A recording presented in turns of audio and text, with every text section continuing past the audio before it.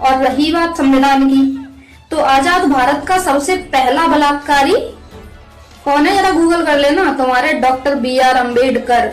STF लगवाओ, लगवा लेना, video delete नहीं होने वाली है। संविधान ने सिर्फ और सिर्फ बलात्कारियों को छूट दे के रखी है कि तुम बलात्कार करो, तुम तो लठ लगवाओ, लठ से देते हो, थाने तक हमारी बात पहुंचती। इससे मैं पूछना चाहता हूं कि तुमने संविधान पढ़ा है? तुम्हें तो संस्कार भी नहीं मिला है कि एक औरत को किस लिहाजा से बात करना चाहिए, एक औरत की मर्यादा क्या होनी चाहिए। जिस तरह से इसने बाबा साहब डॉक्टर भीमराव अंबेडकर को गाली दिया है, बाबा साहब डॉक्टर भीमराव अंबेडकर को बलात्कारी बोला है, कहीं ना कहीं धिक्कार है ऐसी महिलाओं पर जिनको ये आज़ादी मिली है बाबा साहब डॉक्टर भीमराव अंबेडकर की बदौलत। अभी दुर्भाग्यवश अगर इसका पति मर जाए तो जो पहले स्थिति विधवाओं की हुआ करती थी अभी इसे पता नहीं है। एक जिंदा लाश हो जाती थी महिलाएं जब उनका सुहाग छिन जाता था। कभी संविधान पढ़ो कि बलात्कार की कौन सी सज़ा है। ऐसे ही नहीं, दामिनी हत्याकांड में दामिनी को जिस तरह से दरिंदों ने उसके साथ दरिंदगी की थी, उन सभी जितने भी वो दरिंदे थे उनको फांसी पर चढ़ाने का जो प्रावधान था वो तुम्हारे देवी देवताओं की बलबूते नहीं, वो बाबा साहब डॉक्टर भीमराव अंबेडकर के संविधान की वजह से उनको फांसी की सज़ा मिली थी। और इस तरह से तुम खुलेआम धमकी दे रही हो। हमें बस यही बात है कि बाबा साहब डॉक्टर भीमराव अंबेडकर ने महिलाओं का सम्मान किया और इसी कारण हम भी महिलाओं का सम्मान करते हैं। नहीं तो जवाब बढ़िया से दिया जा सकता है। क्रांतिकारी नमो बुद्धाय, जय भीम, जय भारत, जय संविधान। मैं रमनुजार्यन और आप दिख रहे हैं अध्यात्म पावर। दोस्तों, बोधिसत्व, संविधान निर्माता, विश्व रत्न, दलितों के मसीहा बाबा साहब डॉक्टर भीमराव अंबेडकर, जिन्होंने सिर्फ दलितों के लिए नहीं बल्कि सभी समाज के लोगों के लिए, ख़ासतौर से महिलाओं के लिए उन्होंने पूरी ज़िंदगी कुर्बान कर दी। वो महिलाएं जिनको घर तक ही सीमित रखा जाता था, चूल्हे तक सीमित रखा जाता था। कभी जिन महिलाओं को स्तन ढकने की आज़ादी नहीं थी, एक विधवा प्रथा हुआ करती थी। सबसे ज़्यादा कोई शोषण का शिकार होता था तो महिलाएं और दलित समाज के लोग होते थे। बाबा साहब ने अपनी आँखों से उन चीज़ों को देखा था और उन्होंने एक सपना बनाया था कि सभी को बराबर अधिकार मिले, ख़ासतौर से महिलाओं को और दलितों को।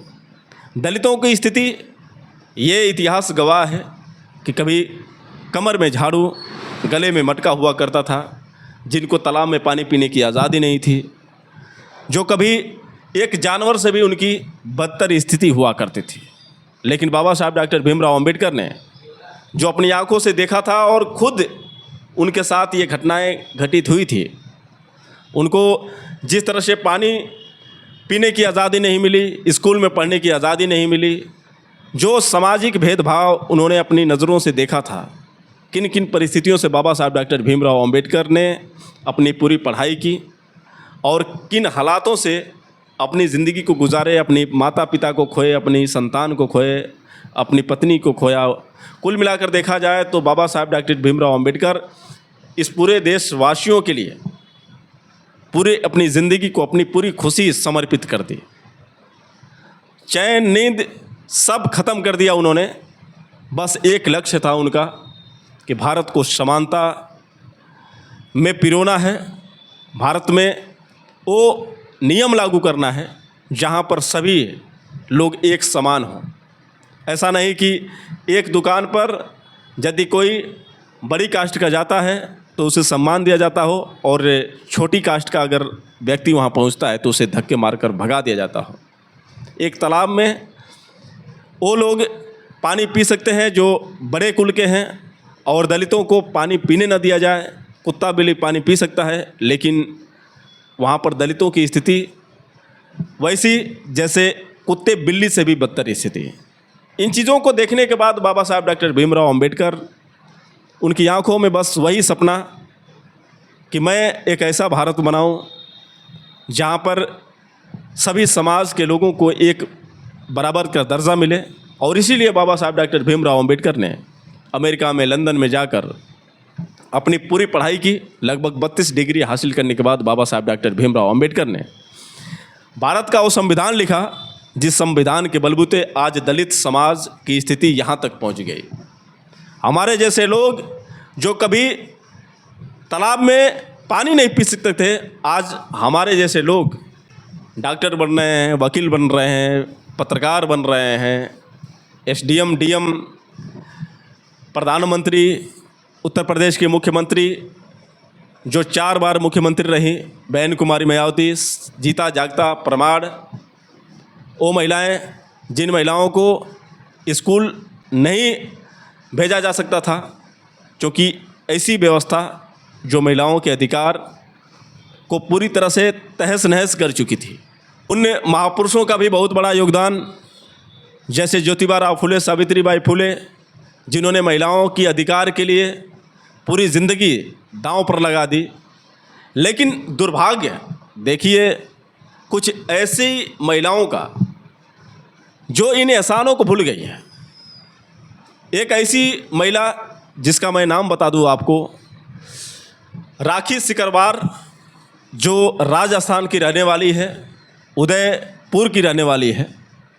राजस्थान में उदयपुर की रहने वाली ये राखी सिकरवार जो ठाकुर समाज से बिलोंग करती है और इसने बाबा साहब डॉक्टर भीमराव अंबेडकर के खिलाफ इस तरह की अभद्र टिप्पणी की है जिससे सुनने के बाद हर भीमवादियों का खून खौल जाएगा। शर्म आती है, धिक्कार है ऐसी औरतों पर जिनको ये आज़ादी जो मिली है बाबा साहब डॉक्टर भीमराव अंबेडकर की बदौलत मिली है, लेकिन वो महिलाएं बाबा साहब डॉक्टर भीमराव अंबेडकर को गाली दे रही हैं। क्या कहना है ज़रा आप भी सुनिए इस दुष्ट महिला के बयान को, उसके बाद मैं आपसे बात कर रहा हूँ। सही बोला तूने।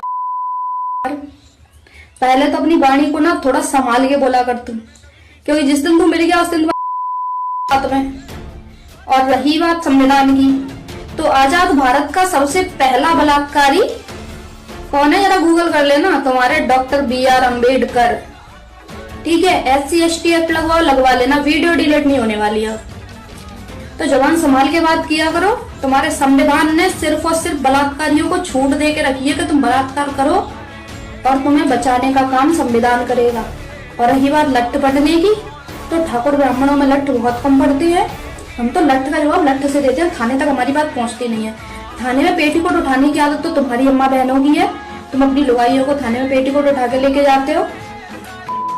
पेट में रह के रोस्ट किया कर, वरना गाड़ तोड़ दी जाएगी भीमटे कहीं के बलात्कारियों की। तो दोस्तों आपने सुना किस तरह से ये राखी सिकरवार करके ठाकुर समाज की ये महिला किस तरह से बाबा साहब डॉक्टर भीमराव अंबेडकर को बलात्कारी बोली है।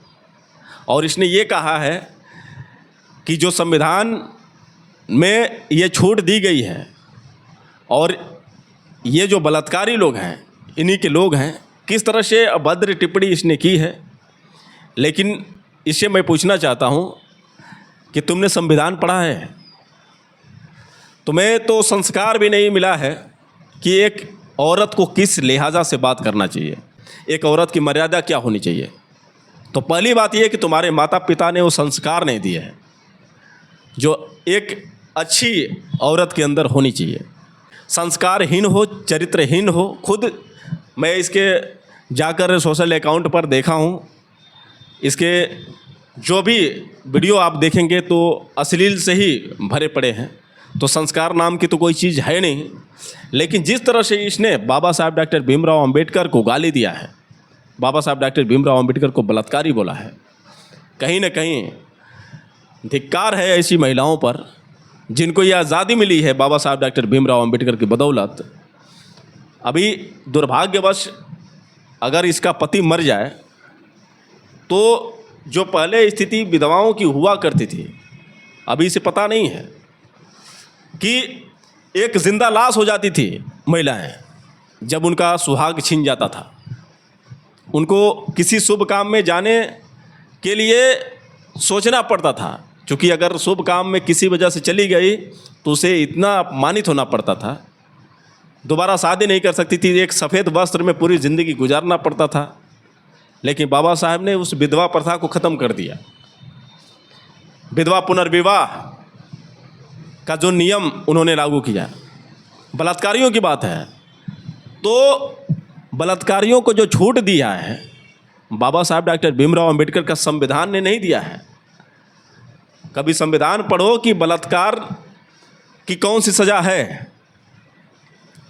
ऐसे ही नहीं, दामिनी हत्याकांड में दामिनी को जिस तरह से दरिंदों ने उसके साथ दरिंदगी की थी, उन सभी जितने भी वो दरिंदे थे उनको फांसी पर चढ़ाने का जो प्रावधान था वो तुम्हारे देवी देवताओं की बलबूते नहीं, वो बाबा साहब डॉक्टर भीमराव अंबेडकर के संविधान की वजह से उनको फांसी की सज़ा मिली थी।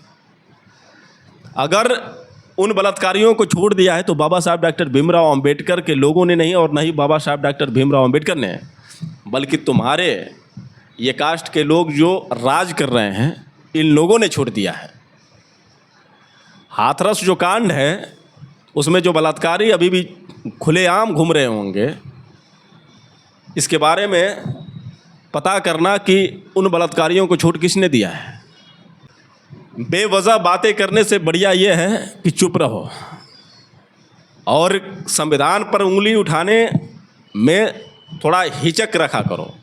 और ये धमकी दे रही थी कि हम वीडियो डिलीट नहीं करेंगे, चाहे कोई कितना भी कोशिश कर ले, चाहे कोई भी SC ST एक्ट लगा दे, लेकिन वीडियो डिलीट ही नहीं, सब कुछ की हर एक सज़ा संविधान में दर्ज है।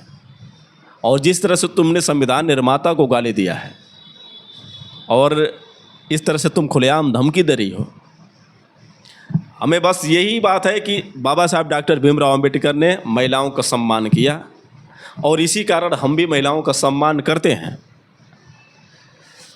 नहीं तो जवाब बढ़िया से दिया जा सकता है, लेकिन खैर ये तुम्हारी नादानी कह सकते हैं। हो सकता है तुम्हारे माता पिता ने वैसे ही संस्कार दिए हों। तो राखी सिकरवार,